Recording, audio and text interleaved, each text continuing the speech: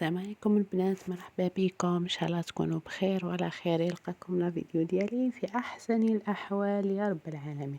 قبل ما نبداو الفيديو ديالنا ونجوزو المقادير وطريقه التحضير، نصلوا كامله على النبي. اللهم صل وسلم وبارك على سيدنا محمد وعلى اله وصحبه اجمعين الى يوم الدين. البنات كما شفتوا اليوم رايحين نديروا البراج ولا المبرجه مع هذا البرد. جتني بزاف بنينه تذوب في الفم وتقطع لك كميه يعني لا باس بها. هنا البنات قبل ما نجوزو العجين ولا رايحين نخدمو تمر قبل.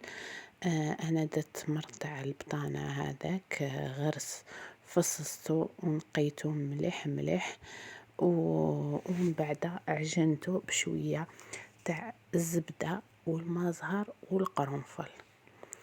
عجنتهم مليح مليح، شوفوا حتى ولا طري عندي.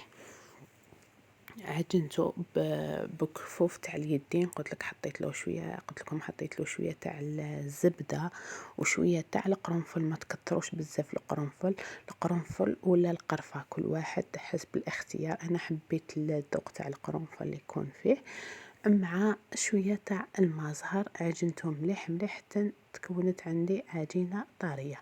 هنا دوكا ندوزو المقادير تاع العجين ديالنا. هنا استعملت سميد متوسط تاع مولا ولا ماما كيما حبيتو، استعملوا تاع الباكي يعني متوسط، ما يكونش هذاك تاع شكاره اللي يكون تاع 25 راح يجيكم رقيق بزاف. لا تاع الباكيات يجي مليح. استعملت 3 كيلات تاع سميد متوسط مع كيلو ونص تاع الفارينة، مع كيلو ونص تاع الفارينة. 3 كيلات تاع سميد متوسط مع كيلو ونص تاع الفارينة. السمن هنايا استعملتهم كاملين، استعملت مارغرين، استعملت سمن، واستعملت الزيت. عندنا كيلو ونص إدام وكيلو ونص فارينة و3 كيلات تاع سميد. تبسوهم مليح. هنا البنات واش استعملت انا؟ هنا الكيلو اللي استعملت هذاك البول تاع الشوربه ماشي معمر بزاف، 3 كيلات تاع سميد وكيلو ونص تاع الفارينه. استعملت لها كيلو تاع ليدام خلطه بين سمن ومارغرين، ذوبتهم ودرت كيلو تاع سمن ومارغرين، ومن بعد نضيف دركا نصف كيلو تاع تاع الزيت. بسستهم مليح ودركا راني نملح فيها. يعني هنا الملح عفوا ماشي نتقبل المبرجه ولا البراج يحبوا بزاف الملح، يعني ما ديروهاش مسوسه تجيكم صامته. درت لها شويه تاع الملح، تقريبا مغارف تاع قهوه تاع الملح، وكل واحد على حسب الذوق تاعو. هنا تزيدوا 2 مغارف تاع العسيله البنات.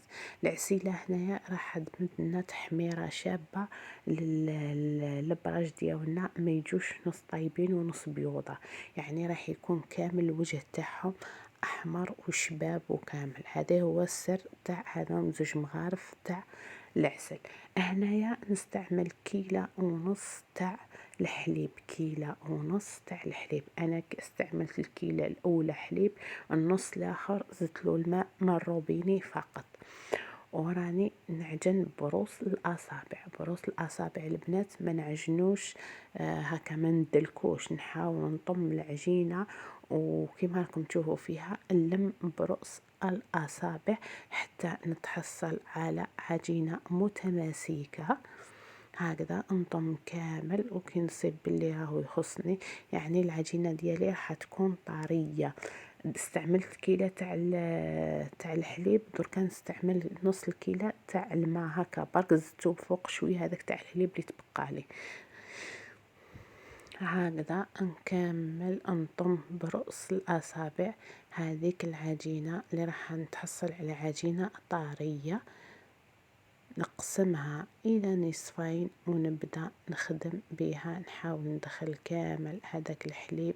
هنا البنات اللي ما عندوش الحليب ولا ما يحبش الحليب تقدروا تعجنوها بالماء نورمال. نحاول ندخلوا كامل هذاك الحليب في العجين ديالي ونطم به العجين. شوفوا راني نشوف بلي العجين ديالي راهو خلاص معوش راح يخصوا الماء. نحاول نخلي العجينة طرية، ما تيبسوها، ما تجروها باش ما تحصلوش فيها. والبنات هنايا كل واحد على حسب السميد تاعو والفارينة، يعني قادرة تستحقي اكتر من الكيلو ونص تاع الحليب وقادرة تستحقي اقل منها، يعني عينك هي ميزانكم. قسمت العجينة ديالي الى نصفين،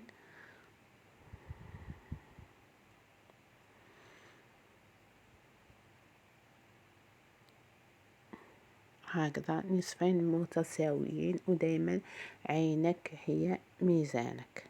هكذا نخليها ترتاح لو طون اللي نروح نحل فيه العجينه تاع التمر ديالي. نحل فيه التمر على ساشي اليمونتير، سينو جيبوا ساشي هذاك تاع الخبز ولا تفتحوه وتحلوا عليه كامل هذيك العجينه بسمك 1 سنتيمتر ولا اقل.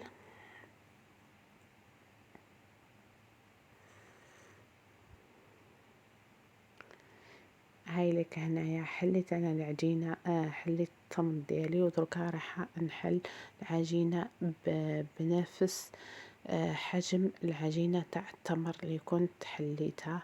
بعد ما خليتها ترتاح هذيك العجينه تاع التمر، قلت لكم نخدموها في الاول ونخلوها ترتاح ونروحوا نخدموا العجين ديالنا. هاي ليك نسوي من الاطراف ونحل بال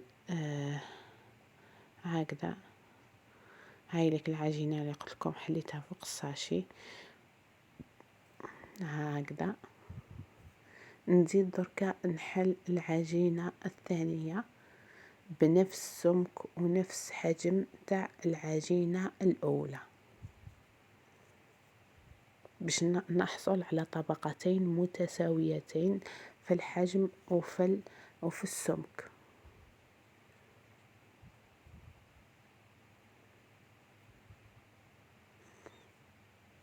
نستعمل هذيك الساشي قلت لكم في العجينه وفي التمر باش تسهل عليا عمليه فتح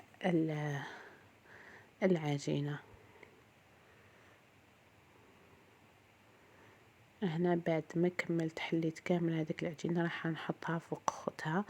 هنايا انقسمت عندي العجينه، ما كاش مشكل البنات، نورمال نعاودو نسوو طبقه، المهم ان نحصل على طبقه متساويه. شوفوا هنايا تكسرت عندي انا العجينه هذه، ما كاش مشكل. حاولت اني نسقم هذيك العجينه ومن بعد نعاود نحلها كامل مع بعض. شوفوا هكذا نعاود نحط عليها ساشي ونعاود نحلها بالحلال تاع الجاتو.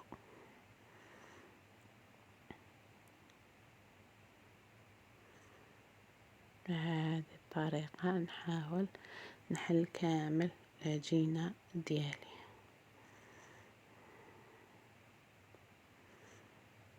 البنات ما تنساوناش بليجام وتشتركوا في القناة إلى مازال ما اشتركتوش، لأنه أنا نقدم وصفات يعني ناجحة 100% ومسيتها وخدمتها لداري والحبابي ثاني هكذا.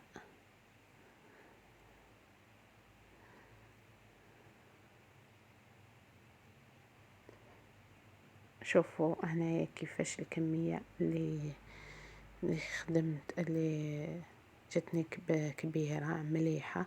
هنا البنات اللي عنده هذاك الطابع تاع المبرجة يطبع به، واللي ما عندوش يطبع يسيح لها بالموس.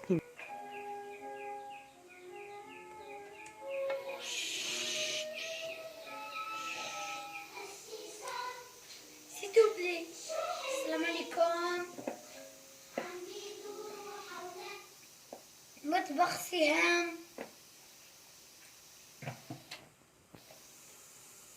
المدهن.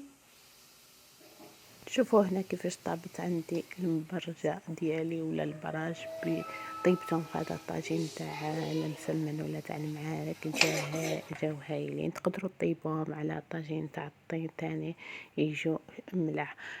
كي يشدوا رواحتهم من الجهة هذيك نقلبوا من الجهة الثانية، ياخذوا لي تحميرة تكون باهية وهايلة.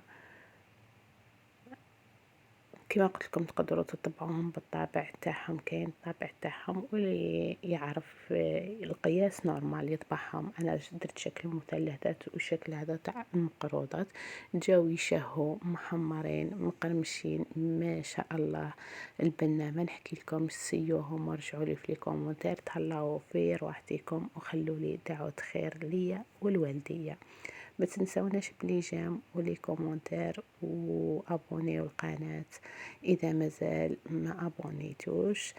تهلاو في روحتكم، نحبكم بزاف، دمتم في رعاية الله وحفظه.